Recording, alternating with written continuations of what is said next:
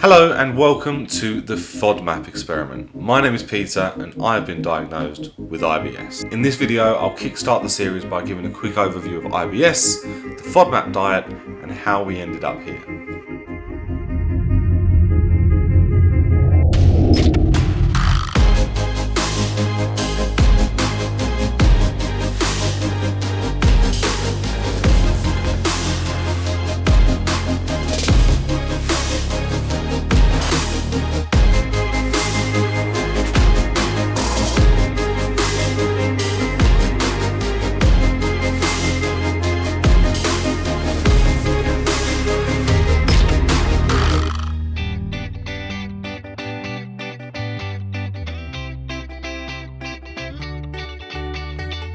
This is a topic that some people don't like to talk about, and we tend to make light of the conversation and breeze past the less pleasant elements in order to save face. But often this diminishes the severity of the condition. We're going to find a nice compromise between beating around the bush and grossing you out. About 5 years ago I was diagnosed with IBS. It's something that I have always had trouble with, but at varying levels of severity during different parts of my life. I have gone years at a time without having any trouble and just living a normal life, but sometimes things don't go so well. Yeah, not a good day for the old tummy troubles. Woke up about 7, it's now almost 11, and it's just been so painful. So what is IBS? I'm willing to bet that if you clicked on this video you already have a pretty solid idea of what IBS is as a diagnosis, because you're probably in a similar position. There are a ton of resources and videos explaining IBS from a medical and scientific perspective, but here's an oversimplification of the advice that I was given.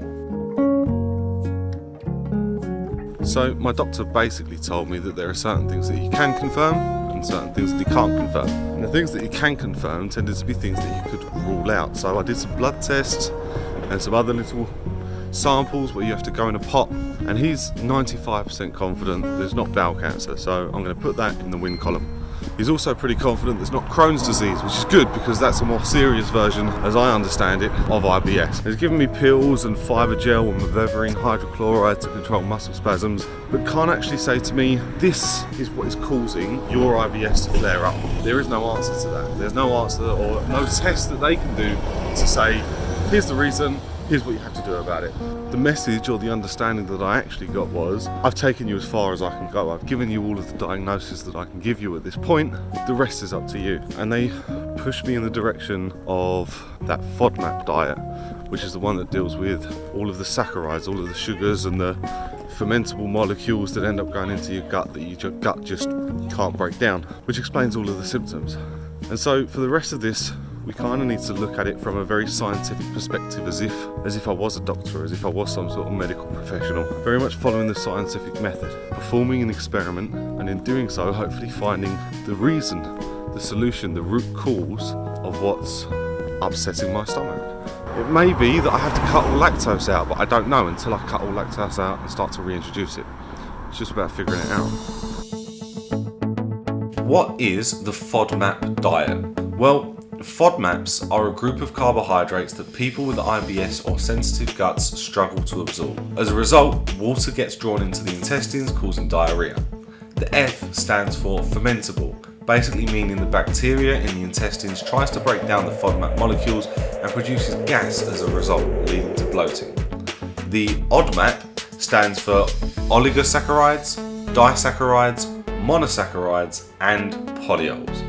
There are a ton of other videos on YouTube that explain this much better. I'll leave some links down in the description, but essentially the FODMAP diet is an elimination diet.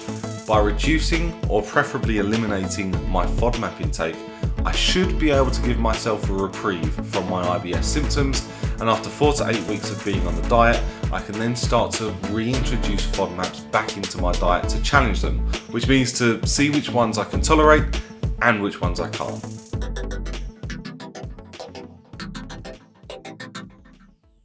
This series, I hope, We will help others who are taking on the FODMAP diet or suffering with IBS or a sensitive gut in a number of ways, but I'm not intending for it to be a how-to necessarily. As I mentioned at the start, IBS is a topic that we tend to skim over because it's not very pleasant, and I hope that this series will be relatable to someone, and we're going to tackle each aspect of IBS as it comes. Sometimes successfully, sometimes resulting in failure, but that's okay, because that is how we learn. Throughout this extremely complicated and difficult diet, I'll be using the Monash app. This is an app created by the Monash University in Australia, who are responsible for creating the FODMAP diet and all the research and data behind it. Amongst other things, it helps me to identify FODMAPs in foods, suggests recipes, but also has a facility for keeping a food, poop and symptom diary. I will also be using the Spoonful app, which has a handy little barcode scanner which helps to give some indication as to the FODMAP levels in certain products. Its database is ever growing as other users submit products not currently listed, and the Spoonful team then provide advice on the likely FODMAP levels for that product pretty quickly. In addition to these wonderful tools, I also have a secret weapon.